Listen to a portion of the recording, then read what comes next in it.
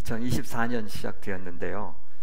올해도 하나님께서 저희 공동체에 임하시고 동행하시면서 또 저희에게 베푸실 많은 은총을 생각하니까 벌써부터 기대가 됩니다. 당연히 이제 어려움도 있을 것이고 저희에게 아픔의 순간 또 슬픈 순간도 다가올 겁니다.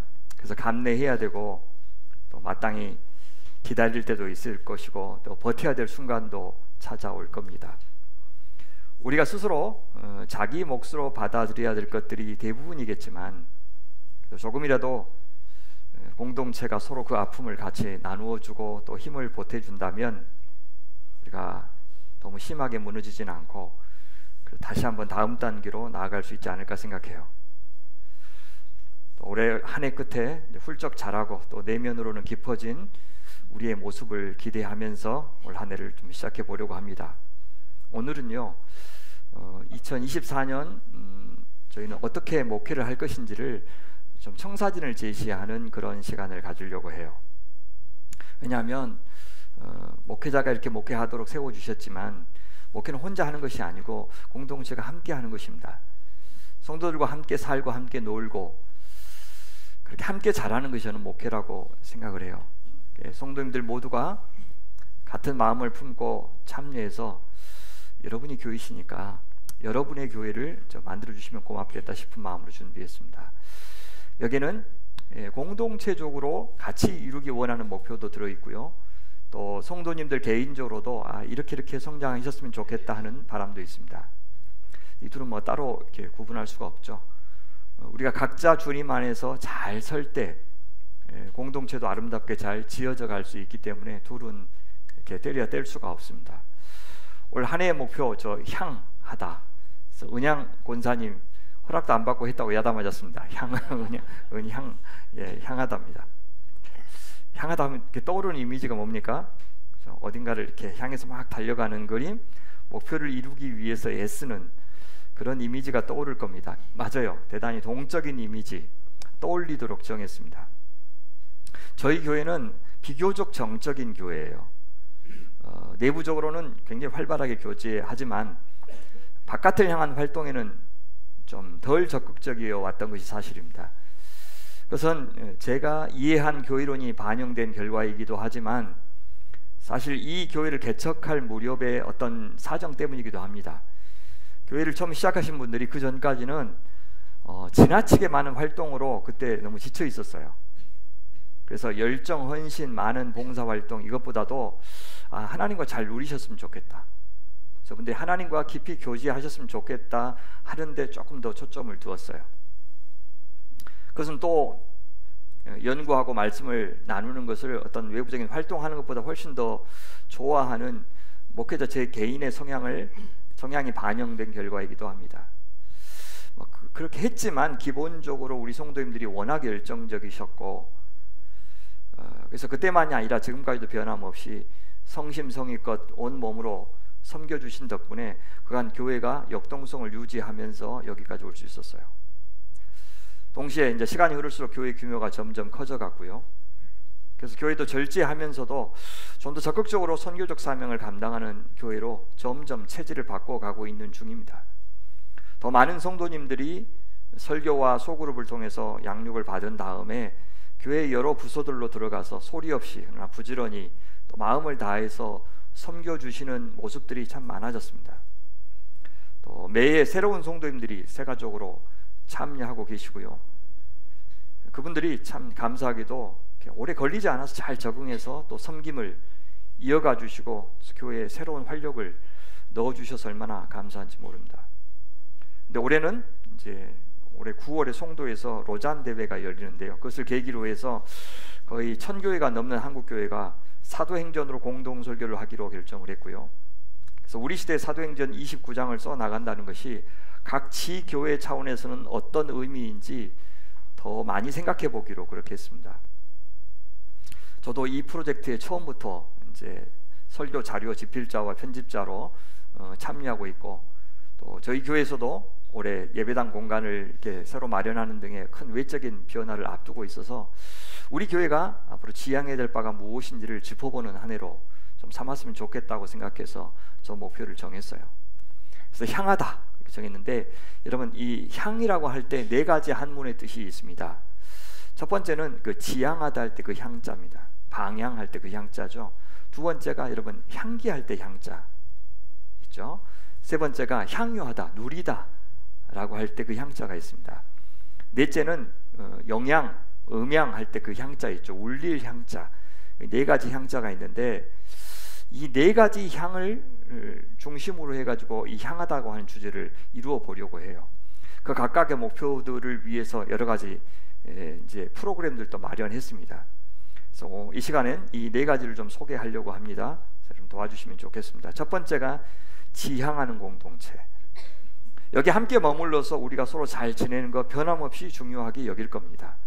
내적으로 성숙해지는 문제. 그래서 개인이 한 사람 한 사람의 어떤 인생 문제에 대해서 여전히 깊이 관심을 갖고 챙겨주는 그런 교회 되는 것은 변함이 없습니다. 그러나 동시에 신앙은 사실 지향의 문제입니다. 성숙만큼 성장도 같이 중요합니다. 내부의 지체들을 살피는 것만큼이나 바깥을 향해서 우리의 눈을 돌리는 것이 중요합니다. 그것이 사실 성숙이기도 하죠. 그때 정말 중요한 것은 또 먼저 챙겨야 될 것이 뭐냐? 방향입니다. 얼마나 빨리 가는지 또 멀리 가는지, 그것보다 항상 우선적으로 중요한 것은 어디를 향해서 가고 있는가 하는 것입니다. 무엇을 목표로 그렇게 열심히 하니? 이렇게 물을 때 대답해야 되죠. 속도보다 방향입니다. 덩치가 커지는 교회가 아니라 나이에 어울리게, 규모에 어울리게, 또 우리 교회가 얼마나 은혜를 많이 받았습니까? 받은 은혜에 어울리게 어떻게 적절하게 사명을 잘 감당할까, 그것을 고민하자는 뜻이 바로 향하다라는 말입니다. 왜냐하면 이 교회의 정체성이요, 두 가지가 같이 있거든요. 모이는 교회와 흩어지는 교회. 교회는 구심력적 존재입니다. 그리스도를 머리로 삼아서 성령의 하나 되게 하신 것을 힘써 지키는 교회. 그것이 정말 중요하고, 그래서 그렇게 서로 잘 교제하는 것이 교회의 핵심 본질입니다. 그러나 그것만이 아니고 예수님은 교회의 머리만 되시는 것이 아니라 온 우주의 머리, 온 세상의 통치자, 시간의 주권자도 되십니다. 그래서 교회는, 그리스도의 몸인 교회는 원심력적 존재가 되어야 됩니다. 우리가 있는 곳이 땅끝이라는 생각을 갖고서 오늘 여기 이 지역을 잘 섬길 뿐만 아니라 정말 땅끝으로 나아가고 계시는 세계 선교에도 우리 같이 참여하는 것이 우리의 사명입니다. 하나님께서는 2024년에 그렇게 우리가 향하는 교회가 되도록 몇 가지 계기를 주신 것 같아요. 제가 생각하는 첫 번째 계기가 앞서 말씀드렸던 세계 로잔 대회입니다. WCC가 지나치게 종교 혼합주의로 가는 것을 우려해서 시작한 것이 1974년의 로잔 대회입니다. 한번 로잔 대회 같은 그런 큰 컨퍼런스가 열리면 그 이후 향후 한 10년 혹은 15년 정도의 세계 선교나 혹은 교회의 방향이 결정됩니다. 그래서 올해는 송도에서 열리는데요, 이를 계기로 저와 몇몇 뜻있는 목회자들이 한국교회가 사도행전 공동설교를 통해서 말씀으로 새로워지는 운동을 하자, 이렇게 하고 진행하고 있는 중입니다. 선교적 교회로서의 면모를 더욱 새롭게 갖춰가는 그런 원년이 되었으면 좋겠다. 한국교회가 힘들다, 더 내려갈 바닥이 있는가 하는 그런 우려가 있는데 뭘로 회복될까? 다시 한번 으쌰으쌰 한다고 되는 게 아니라 기본으로 돌아갑시다. 그래서 하나님의 말씀이 다시 회복되게 합시다. 그런 취지로 시작한 운동입니다. 두 번째 계기가 뭐냐면 저희 교회 안에 이제 예배당 이전 문제입니다. 지난 11월에 성도들이 어떤 형식이든 새로운 예배당 공간을 마련하자는 데 대해서 한 83%의 성도들이 동의해 주셨습니다. 예배당 공간이 필요하다는 것에 대해서는 모든 성도님들이 공감하셨지만, 예배당 마련에 대해서 반대하신 분들의 의견은 크게 세 가지였습니다. 첫 번째, 거리가 멀어질 것을 우려하셨고요. 두 번째, 지금 나라 사정이 앞으로 안 좋아진다는데 경제적인 부담이 커질 것에 대한 우려가 있으셨고, 세 번째는 교회 규모가 커지면 교회가 변질되는 것이 아니냐 하는 우려가 있으셨어요. 근데 이제 이 결정을 하기까지는 우리 어디로 가자, 어떻게 하자, 그건 이제 하나도 몰랐습니다. 그러니까 이 공간에서 커질 수도 있고, 새로운 공간을 마련할 수도 있고, 새로운 부지를 마련해서 지을 수도 있고, 그러니까 방법은 정해지지 않는 상태에서 성도들에게 의견을 물을 수밖에 없었던 것이 한계였습니다. 계속 알아보고는 있었지만 성도님들을 설득할 만한 방안을 제시한 채 동의를 구하기는 어려운 상황이었습니다. 그래서 일단 확장 혹은 이전의 필요성에 대해서만 그때 동의를 구했던 겁니다. 이후에 그 이전 혹은 확장 방법에 대해서 일일이 교인들의 의견을 청취하는 데는 한계가 있기 때문에 예배당 준비위원회가 결성되었고요. 그분들이 세 가지 안을 두고 실현 가능성을 따졌습니다. 첫 번째는 이 현재 공간에서 공간을 늘리거나 이와 비슷한 빌딩에서 더 넓은 공간을 마련하는 것이 첫 번째 방안이었고, 두 번째 방안은 담양 대전면에 있는 1200평 공간 안에 양곡 창고가 4동 있는데 그것을 교회로 리모델링하는 방안이 두 번째입니다. 세 번째는 광주나 담양에 땅을 구입해서 건물을 새로 짓는 안입니다. 이 세 가지 이외의 다른 안들을 아무리 고민해봐도 사실은 없었어요. 그런데 이 셋째 안이 사실 가장 좋죠. 저희가 감당할 수 있는 재정이 아니었기 때문에 1차로는 이제 배제했습니다. 그래서 처음 두 개 안을 가지고 다시 위원들이 한 2주 정도 연구하고 기도한 끝에 12월 24일 회의에서 최종적으로는 이 공간을 확장하는 것보다 대전면으로 가서 거기서 리모델링하는 그 의견이 좋겠다는 것에 이제 23대 2로 찬성해 주셔서 통과했습니다. 사실 이 결정을 하기까지 지난 1년 동안 성도들의 의견을 묻고 특히 우려하는 분들의 마음을 헤아리려고 애쓴다고 했지만 충분하지 않았던 것도 알았습니다. 목회자로서 더 잘해야 되는데 못했던 것은 사과드립니다. 성도님들이 우려하는 세 가지에 대해서 계속 그 대안을 찾고 있어요. 첫 번째, 대전면으로 가면 한 8km 정도, 한 10분 정도 더 늘어나는데요. 특히 이제 학생들이 스스로 찾아오는데 교통에 불편이 있는 거 사실입니다. 그래서 지금 그 대전면으로 가는 버스가 딱 한 가지밖에 없습니다. 일곡동에서 가는 버스. 그래서 이 가까운 첨단에서 그 대전면까지 가는 게 하나도 없는데 그거 좀 노선 연장해 달라고 부탁하는 민원을 계속 좀 넣으려고 생각하고요.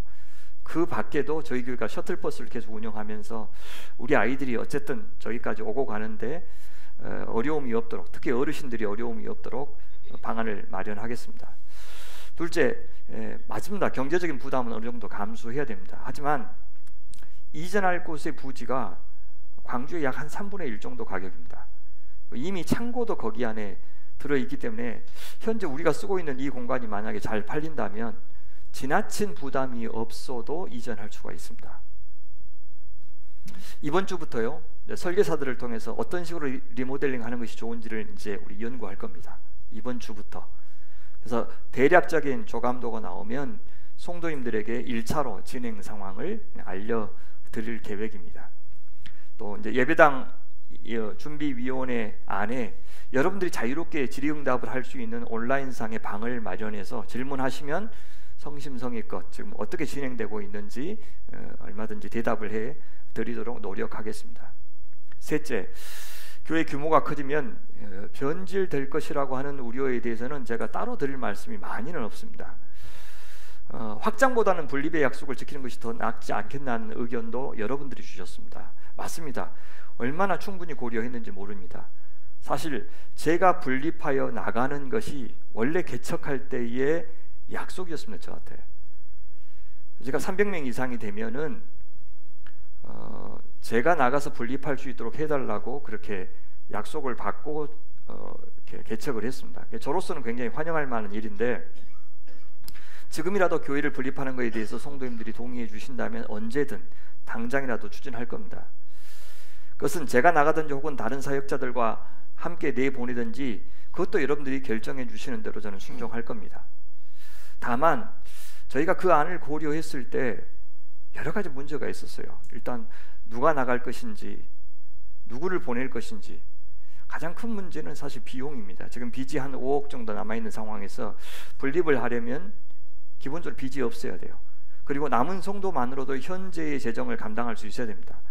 분립하는 교회의 공간을 마련해주고 최소 3년간은 사역자 임금을 또 감당해줘야 됩니다. 남아있는 교회에 미칠 영향, 또 어떤 사역자를 통해서 분립할 건지, 이후에 다시 수가 늘어서 공간이 부족했을 때는 그때는 또 어떻게 할 것인지의 문제를 충분히 고려했습니다.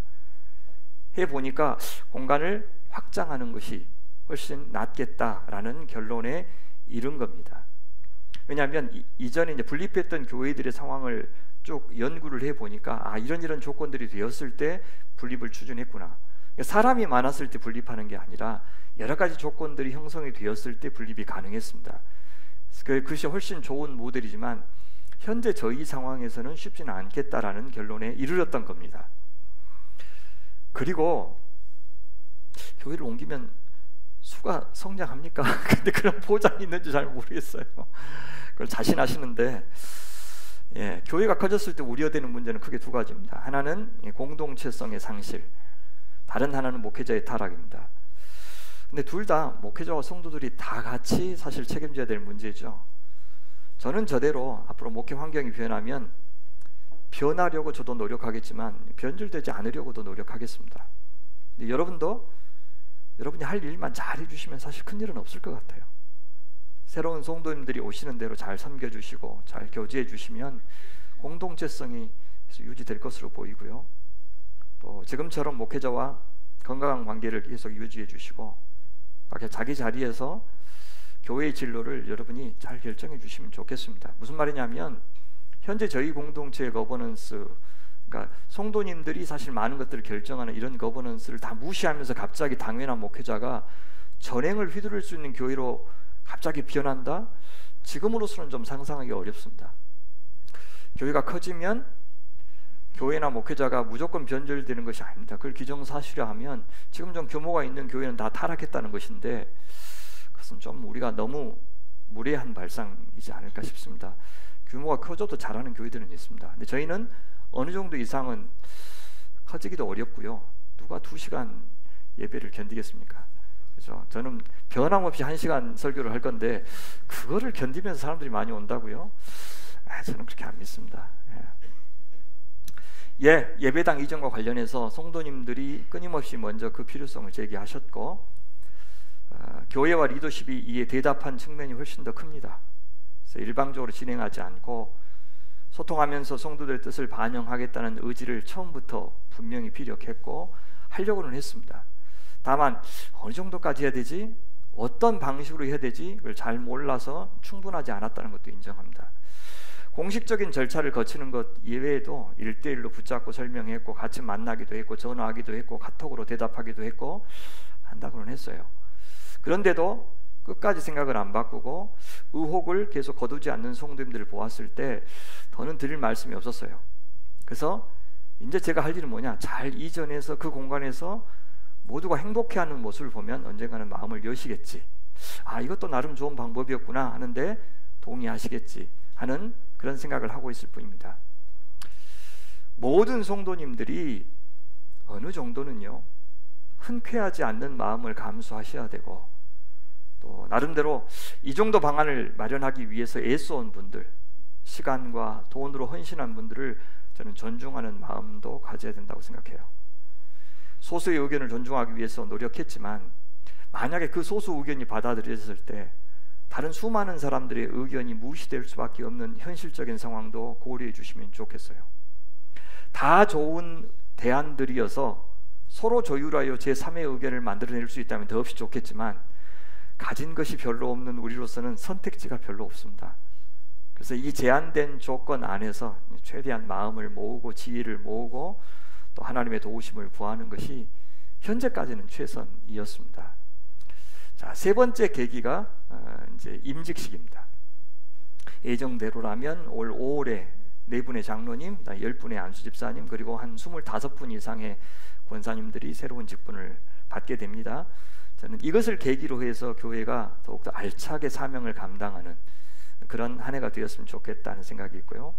네 번째 계기가 선교사 파송입니다. 우리 정보용 선교사님 이미 저희 교회가 1호 선교사로 우리 섬기고 있고요. 이제 김다니엘 유예림 선교사님을 2호 파송 선교사로 올해 세웁니다. 얼마나 뜻깊은 일입니까? 이분들만 보내는 것이 아니라 저희도 같이 가는 거죠. 그곳 신학교 사역에 저도 동참하겠고요. 아카데미 순과심의 목사님도 같이 가셔서 신학교를 읽을 생각입니다.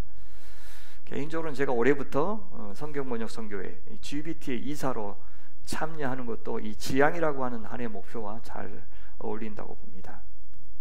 다섯 번째 계기는 올해 전국 목회자 설교 아카데미가 열립니다.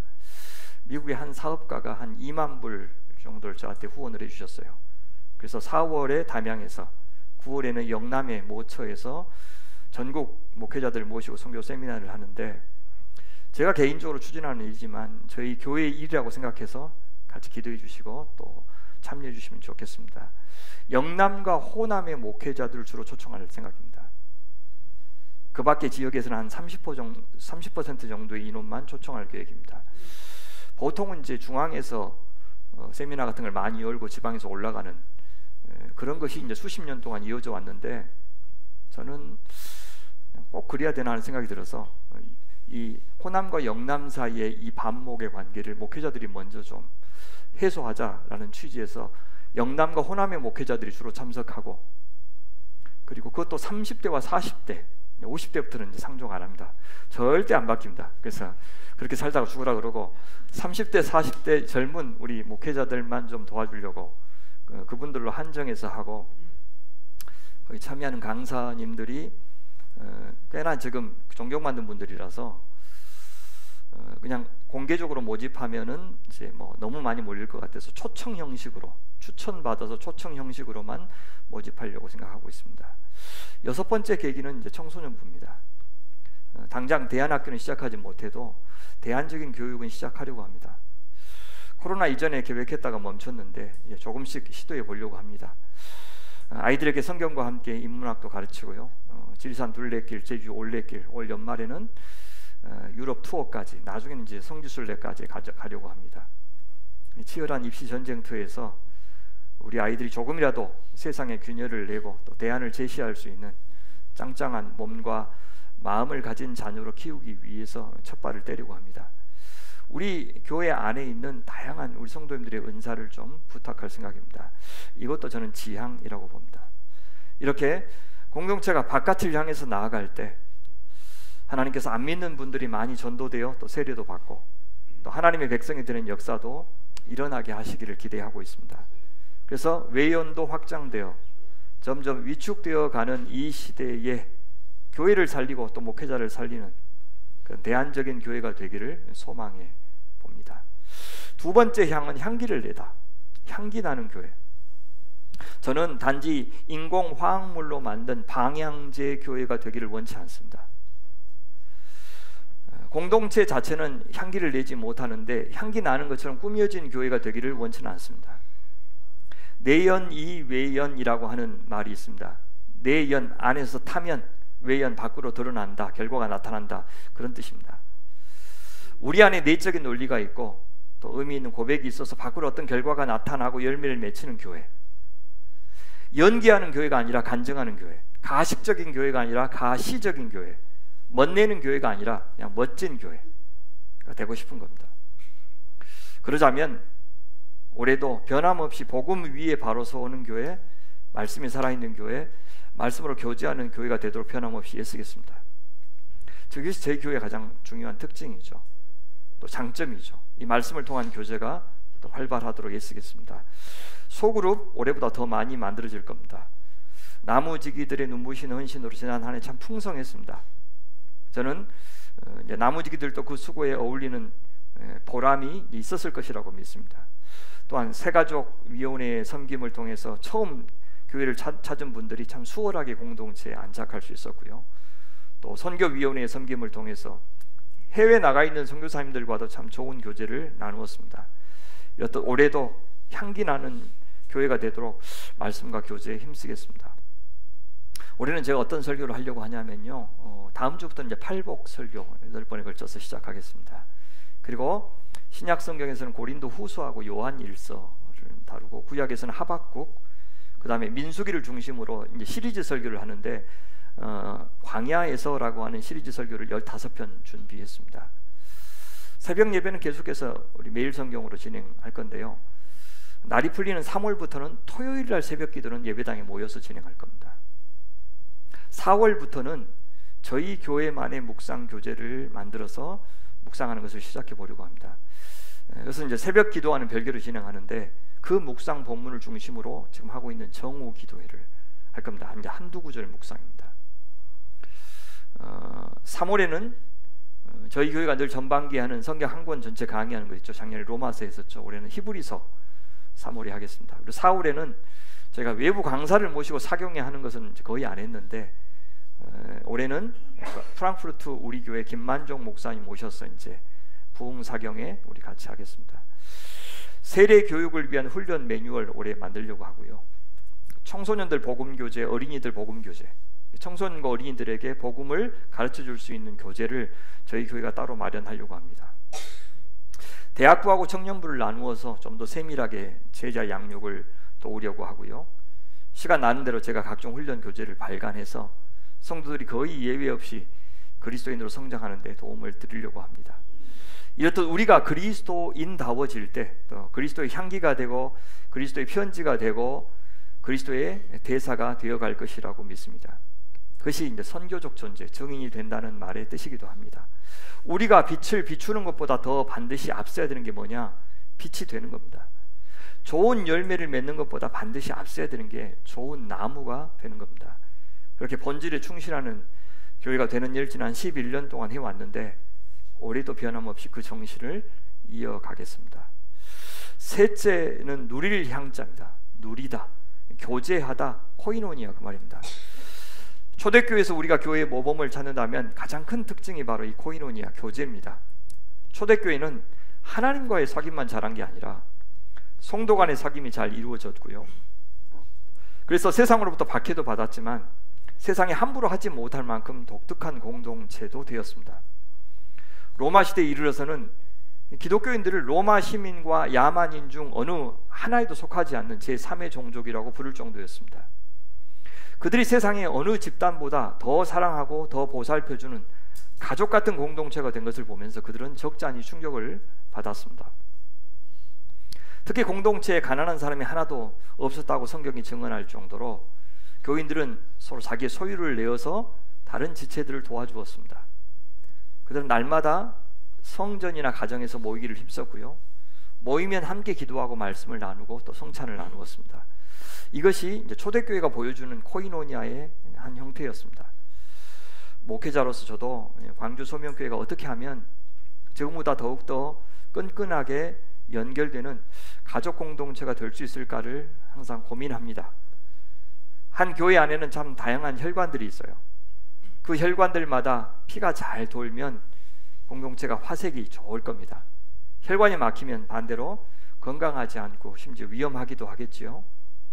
다행히도 작년에 나무지기들이 정말 잘해 주셨는데 이제 올해도요 2월부터 두 나무들이 함께 1박 2일간 리트릿을 갑니다. 그래서 작년에 안 했던 것인데 이제 두 나무들끼리 조금 더 온 가족 수련회는 너무 많아서 다 교제할 수가 없어서 두 나무들이 함께 1박 2일로 가서 이제 리트릿을 하는 그런 프로그램을 갔는데 이제 2월에 1나무와 2나무가 고흥 참 좋은 곳으로 리트릿을 떠납니다. 위원회 모임이 제가 목회한 이후로 이렇게 잘 된 때는 처음이었습니다. 특히 선교 새가족위원회가 정말 잘해 주셨는데 이제 다른 위원회도 또 우리 부장님을 중심으로 해서 이제 올해도 좀 잘 되었으면 좋겠다는 바람이 있고요. 그다음에 자치회도 중요한 혈관입니다. 고넬료회, 마리아회, 안수집사회, 권사회, 청년회, 실보모임. 그다음에 실행위원회와 당회 중요한 혈관이죠. 중요한 거버넌스입니다. 별 갈등 없이 원활하게 그동안 회의도 진행했고 알건도 올 한 해 잘 다루었습니다. 예배당 이전이라고 하는 굉장히 중요한 사안을 다루었고 참 활발히 논의했는데 단 한 건의 불상사도 없이 성숙하게 결론에 이른 것은 나름의 교회 저력이 아닌가 하는 생각이 듭니다. 2월부터 12월까지 정말 한시적으로 가동되었던 예배당 위원회 역시 성실하게 본연의 역할을 잘 해주신 다음에 예배당 준비위원회에 그 역할을 넘겨주었습니다. 다시 한번 그 수고에 감사드립니다. 앞으로 회의 내용을 그때마다 이제 주보에 올려서 여러분들도 알 수 있도록 해드리겠습니다. 작년에 저희 교회가 활기를 띨 수 있었던 것은 팬데믹 이후에 3년 동안 계속해서 노력했던 이 소그룹 사역이 어느 정도 결실을 맺기 시작했기 때문이라고 생각해요. 이런 소그룹들이 더 깊이 자기 자신을 나누면서 교제할 수 있는 중요한 통로가 되었습니다. 줌으로 모이든 대면하여 모이든 성도들이 이것을 통해서 부쩍 가까워졌어요. 모일 때마다 영적인 기쁨이 컸고요. 성도들의 고백도 점점 풍성해져 갔습니다. 올해도 좀 그렇게 잘 되었으면 좋겠고요. 나이대별 교제를 잘 나누었는데 올해는 좀 세대 간 교제도 활발해지도록 하려고 합니다.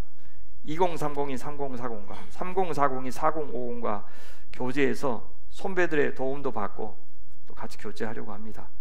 청소년들이 대학부로 올라갈 때 잘 적응할 수 있도록 도와주고요. 또 중등부로 올라가는 6학년 자녀들도 잘 챙겨주겠습니다. 전반기에는 오랜만에 저희 교회들만의 체육 행사도 5월에 계획되어 있고요. 후반기에는 온가족 수련회가 9월 달에 있습니다. 6월에 교회 설립 주일에는 전교인 성경 퀴즈 대회가 사도행전으로 있습니다. 저희 안에 또 교제를 좀 강화하기 위해서 올해부터는 주보가 좀 바뀝니다. 주보에 이제 주로 교육란을 할애했던 그 두 페이지를 앞으로 교인들의 소식으로 채우고 또 교회의 소식으로 채우려고 합니다. 새로운 가족들을 소개하기도 하고 또 교인들이 일상에서 겪는 간증들도 거기 실으려고 합니다. 그렇게 모인 자료들로 1년에 3회 혹은 4회 정도의 잡지를 만들려고 합니다. 저희 교회 잡지가 올해 나옵니다. 그것이 이제 교회 역사도 되고 교인들의 역사도 될 겁니다. 살림펀드를 통해서 교회 안에 당장 물질적인 도움이 필요한 분들을 섬겨오고 있습니다. 여러분, 작년에는요 처음으로 살림펀드가 적자가 났어요. 물론 2월 된 금액이 있기 때문에 여전히 남아있기는 하지만 작년에 헌금해 주신 것보다 이제 섬긴 게 훨씬 많습니다. 그러니까 성도님들이 그만큼 어려워졌다는 뜻이죠. 그래서 앞으로 경제가 좀 어려워지면 여러분 살림펀드에 조금이라도 넣어주시면 그걸로 우리 성도님들이 20만 원씩 30만 원씩 그렇게 월급 주듯이 계속 드려서 큰 도움은 안 되겠지만 그래도 급한 불은 끌 수 있도록 계속해서 도와드리고 있으니까 올해 해주시고, 또 희년은행을 통해서 실제 저희 교회 성도들이 도움을 받았습니다. 여러분들이 무이자로 희년은행에 돈을 이렇게 저금을 해두면 그것으로 이제 성도들이 돈을 무이자로 빌려서 어려움 해결하는 그런 사례들이 우리 교회 안에 있으니까 지금 벌써 우선히 효과를 보고 있는 것이죠. 우리도 많은 성도님들이 참여해 주셔서 감사합니다. 올해는 국회의원 선거가 있습니다. 4월에 누가 좋은 일꾼인지 구별하기도 힘든 때죠. 하지만 그래서 깊은 관심을 갖고 시대를 잘 분별하도록 교회가 법이 허락하는 범위 안에서 어떻게든 좀 환기시키려고 생각하고 있습니다. 가을에는 전에 이제 귀한 아카데미 숨과 쉼을 통해서 좋은 강의가 있었는데 올해도 좀 법조인들 뭐 임은정 검사라든지 이제 그런 분들을 좀 초청해가지고 좀 강의를 들 생각이고요. 혹은 문학가들을 모실 생각도 있고 4월달에 목회자 세미나 할 때 변상욱 기자가 와서 저녁에 목회자들과 함께 이 시대에 대해서 같이 이야기하는 그런 시간도 마련했습니다. 이렇듯 2024년에도 성도들이 함께 주님 안에서 복음을 향유하고 재정을 향유하고 시간을 향유하고 은사를 향유하는 교회, 그래서 일만 많은 교회가 아니라 좀 축제가 있는 교회가 되도록 노력해 보려고 합니다. 마지막 네 번째는 이제 울릴 향자입니다. 울림을 주는 성도, 울림을 주는 교회. 향기 나는 성도와 비슷하면서 좀 강조점이 다릅니다. 향기 나는 교회는 복음 혹은 말씀의 본질에 충실한 사람이 되는 것에 초점을 맞추었다면, 여기서는 우리 교회만의 독특한 문화를 갖는 교회, 심지어 자기 몸에 어떤 문화가 좋은 습관이 형성되는 성도가 되게 하는 것, 거기에 좀 초점을 맞췄습니다. 당연히 올 한 해만 노력한다고 될 문제는 아니겠죠. 저희 교회를 개척하면서부터 매일 성경으로 아침마다 새벽 기도를 또 해왔고 묵상도 강조해 왔습니다. 많은 성도들이 참여하고 있지만 여전히 더 많은 성도님들한테는 안 하고 있는 좀 거리가 먼 현실입니다. 고민하니 사실 따라하기가 쉽지 않아서 그런 것 같다는 생각이 들었습니다. 그래서 너무 큰 엄두를 내지 않고도 일단 시작할 수 있는 방법이 무엇일까를 고민해 온 겁니다. 우리의 신앙이 지속성을 가지려면 우리 몸에 습관이 형성돼야 됩니다. 큰 고민 없이도 어느새 내가 말씀을 보고 있고 기도를 하고 있고 예배에 참석하고 있고 교회를 섬기고 있는 그런 사람이 되어야 한다는 뜻입니다. 마음이 원할 때만 그런 것을 한다면, 마음이 원할 때 하는 것만이 진실한 것이라면 우린 거의 신앙생활이라는 것을 제대로 하고 있지도 않고 지속하지도 못할 겁니다. 왜냐하면 우리의 마음은 너무 약해요. 너무 자주 바뀌고 요동합니다. 우리가 믿을 것은 마음이나 감정이 아니라 우리의 몸입니다. 몸이 기억하는 만큼이 우리의 신앙입니다. 그래서 신앙의 근육을 형성하는 것이 굉장히 중요합니다. 그래서 몸에 신앙을 새기는 일을 해보려고 하는 겁니다. 한 주간 정오 기도 해보셨는데 어떠셨어요? 저는 참 좋았습니다. 알람을 울려놓고 정오에 10분간 기도하는데 그게 참 좋았습니다. 처음에는 좀 그 시간도 기억하기 어렵겠지만 지속적으로 강조하겠습니다. 식사 기도문을 만든 것도 이 때문이고요. 4월부터 저희 교회만의 묵상 교재를 만들기 위한 것도 바로 이것입니다. 설교 노트 드렸습니다. 기도 십자가 준비해서 기도할 때 묵주 대신에 십자가 쥐고서 기도할 수 있도록 도우려고 합니다. 교회가 교회에 십자가를 달듯이 우리에게 어떤 신앙의 상징물은 굉장히 중요합니다. 종교 개혁자들은 음악을 발전시키는 대신에 미술, 그러니까 성화나 성상들은 파괴했습니다. 눈에 보이는 것이 우상 숭배를 가져온다고 여겼기 때문입니다. 그래서 종교 개혁이 일어난 독일 같은 북유럽은 음악이 발전한 반면에 가톨릭이 남아있는 이탈리아나 스페인 같은 남유럽은 신앙의 상징물들이 굉장히 풍성해서 그들의 신앙에 도움을 주고 있습니다. 저희가 성찬식과 세례식에 전례를 확립하려고 하는 이유도 여기 있습니다. 지금 당장에는 이거 천주교와 비슷하지 않는가 해서 불편하실 수도 있겠어요. 근데 그렇지 않습니다. 개신교적 전례를 만들려고 애쓰고 있습니다. 개신교 안에서도 성공회, 또 성공회에서 독립한 감리교, 가톨릭에서 독립한 루터교회는 아직도 많은 전례들이 남아 있습니다. 유독 장로교와 침례교가 없어요. 장로교인들인 우리가 그래서 너무 많은 것을 누리고 있지 못하고 있는 현실에 대해서 눈을 떠야 됩니다. 3월부터는 말씀드린 대로 토요일에 예배당에 함께 모여서 새벽기도 하겠습니다. 장례 예식서도 따로 마련하려고 합니다. 이렇게 울림이 있는 성도, 울림이 있는 교회가 되려면 먼저 우리 몸을 만들어야 됩니다. 무엇보다 다음 세대 아이들에게 좋은 습관을 정착시키기 위해서 노력하겠습니다. 특히 토요일 저녁에 예배를 잘 준비하는 훈련, 그러니까 8시 이후에는 모바일을 금식한다거나 일찍 자게 한다거나 헌금 준비한다거나 하는 기본적인 신앙 훈련 시키려고 생각합니다. 청소년들에 대해서는 말씀드렸고요. 이 자녀들이 신앙적인 가치관을 가지고 그리스도인답게 살 뿐 아니라 역사 의식을 갖춘 한 나라의 건강한 시민으로도 잘 자랄 수 있도록 돕고 싶은 겁니다. 자기 표현할 줄 알고 세상을 해석할 줄 아는 안목이 형성되도록 돕고 싶습니다. 이렇게 하다가 하나님 허락하시면 대안학교로도 발전할 수 있겠다는 기대가 있습니다.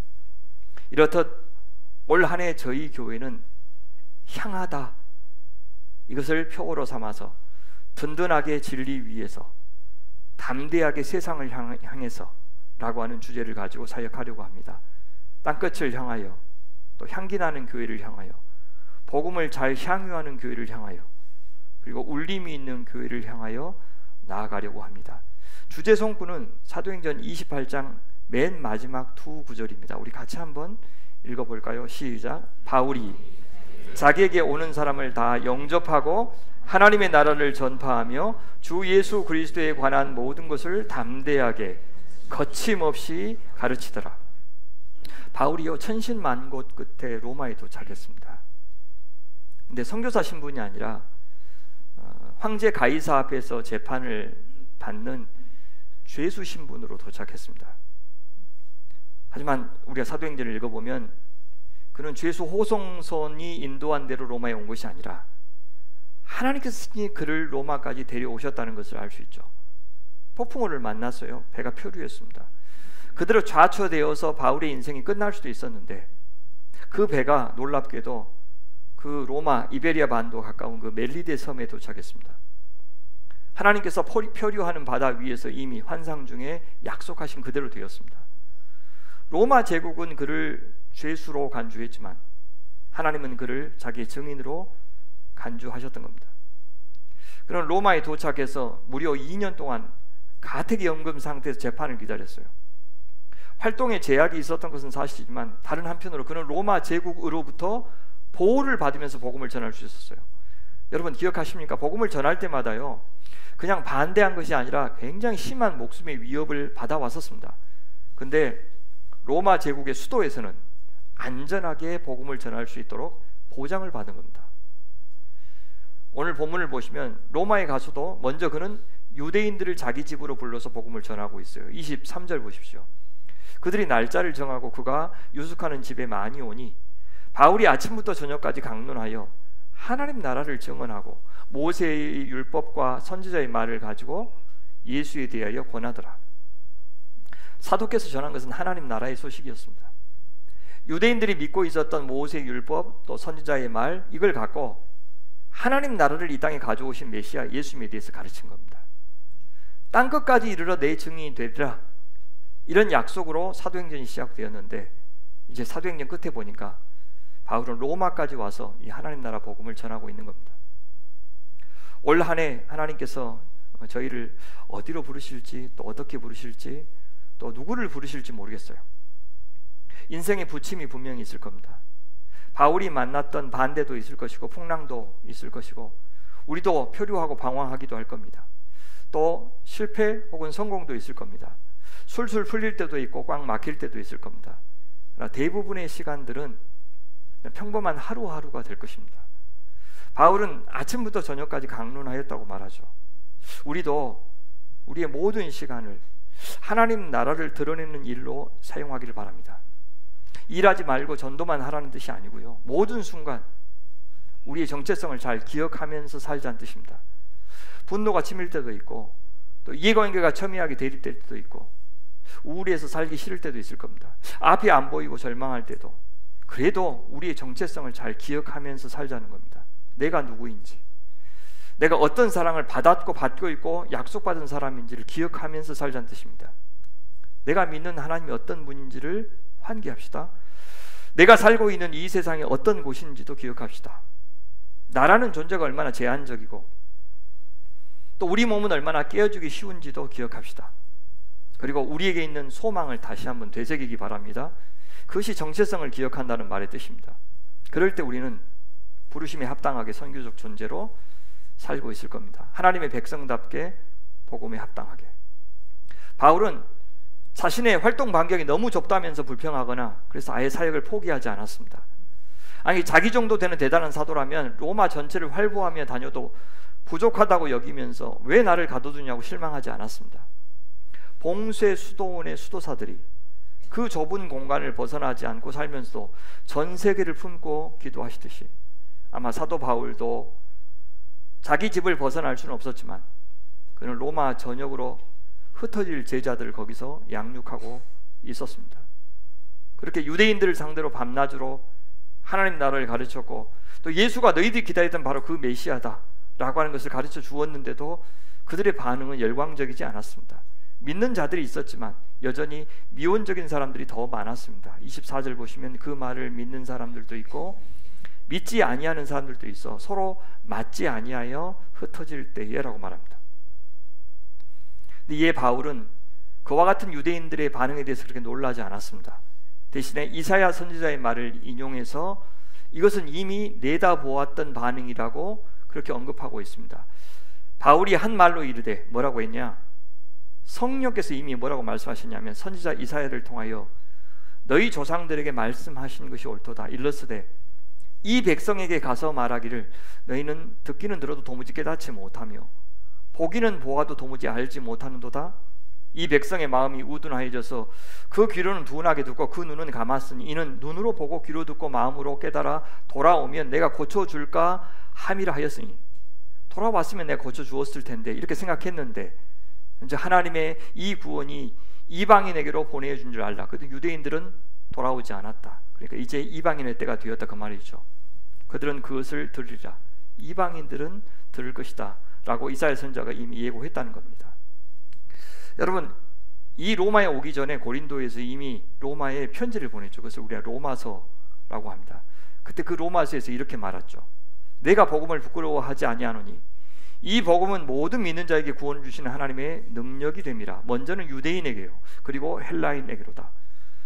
뭘 내다본 겁니까? 로마 사람들에게 복음을 전하면 그들이 분명히 그 복음을 복음답게 여기지 않을 것이다, 부끄럽게 생각할 것이다 라고 하는 것을 내다보았던 겁니다.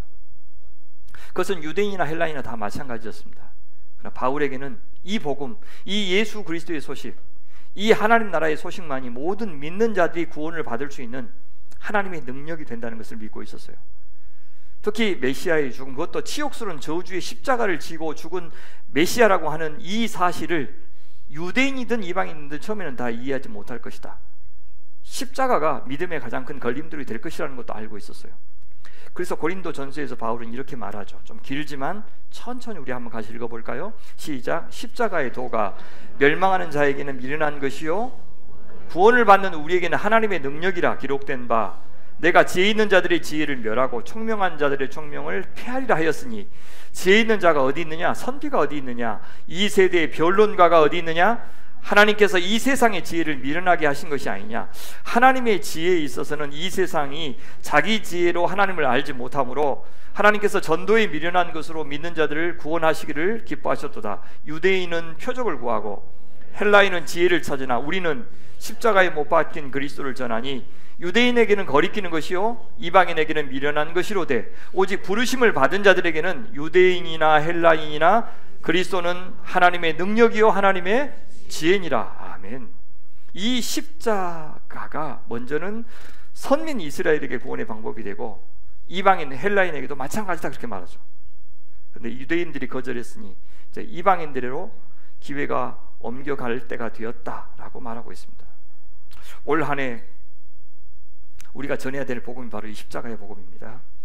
우리가 향기 나는 그리스도인이 된다, 무슨 말입니까? 십자가의 정신을 따라 산다는 말입니다. 우리가 복음을 향유한다, 무슨 말이죠? 십자가가 생명이 되고 십자가가 생명을 낳는 하나님의 능력이요 신비가 되는 것을 경험한다, 그 말입니다. 우리가 올 한 해 깊이 울림이 있는 성도가 되고 교회가 된다는 말은 무슨 말입니까? 이 십자가 신앙이 내면화된다는 뜻입니다. 그래서 하나의 삶의 방식이 되고 문화가 된다는 뜻입니다. 사도께서는 그렇게 상황에 굴하지 않고 복음의 사람이 되었습니다. 때를 얻든지 못 얻든지 복음을 전하는 일에 힘쓰셨습니다. 훗날 그는 당당히 자신이 지나온 삶을 이렇게 고백하죠. 나는 선한 싸움을 싸우고 나의 달려갈 길을 마치고 난 믿음을 지켰다. 이제 후로는 나를 위하여 의의 면류관이 예비되었다. 주 곧 의로우신 재판장이 그날에 내게 주실 것이다. 내게만이 아니라 주의 나타심을 사모하는 모든 성도인들에게도 다 이 약속이 기다리고 있다라고 말합니다.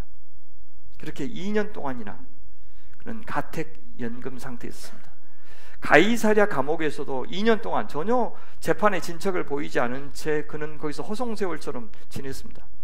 단 한 줄로 2년이 지나갔습니다. 그런데 여기서도 단 2줄 안에 2년이 또 지나가고 있습니다. 세상 역사가의 눈에 보면 그 2년은 아무 의미가 없는 시간입니다. 근데 누가의 눈에 보기에도 어떤 눈에 띄는 성과나 의미 있는 성과를 말하기 어려웠을지 모르겠습니다. 하지만 하루하루가 사도 바울에게는 중요했습니다. 그를 찾아오는 한 사람 한 사람이 중요했습니다. 그는 갇혀 있었지만 복음은 그 시간에도 땅끝까지 퍼지고 있었습니다. 누구나 그 복음에 대해서 환영한 것은 아니었습니다. 그래서 담대함이 필요했습니다. 거침없음이 필요했습니다. 용기가 필요했습니다. 바울이 연금되어 있는 집은 편안한 강의실이 아니라 치열한 영적인 전쟁터였습니다. 제자들을 만들어내는 훈련장이었습니다. 그 2년 동안 로마 제국의 많은 가정교회들이 세워졌을 것이고 그 교회의 일꾼들이 거기서 양육되었을 겁니다. 그것을 누가는 이렇게 묘사합니다. 바울이 온 이태를 2년 동안을 자기 셋집에 머물면서 자기에게 오는 사람을 다 영접하고 하나님의 나라를 전파하며 주 예수 그리스도에 관한 모든 것을 담대하게 거침없이 가르치더라.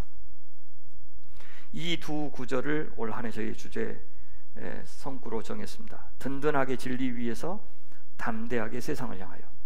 주님이 가자고 하실 때 우리 주저하지 말고 따라갑시다.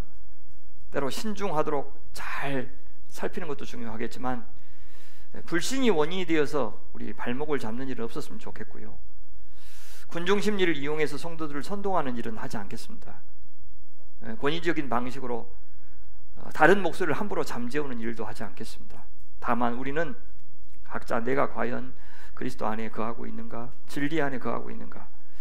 나라고 하는 한계를 넘어서 주께서 부르시는 새로운 부르심에 잘 응답하고 있는 중인가 하는 질문에는 여러분 스스로 잘 대답하는 그 한 해가 되셨으면 좋겠어요.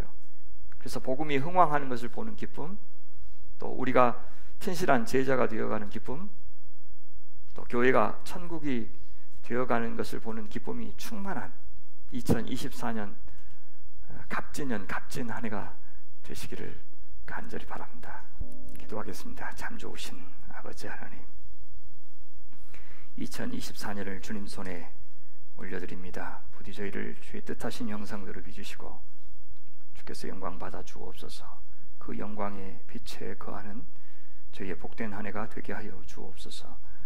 저희 안에서 먼저 선한 일을 시작하신 우리 하나님만 의지하여 주께서 향하여 바라보시고 행하시는 일에 즐거이 참여하는 모든 소명의 가족들 다 되게 하여 주시옵소서. 감사하며 우리 구주 예수님 이름으로 기도하옵나이다. 아멘.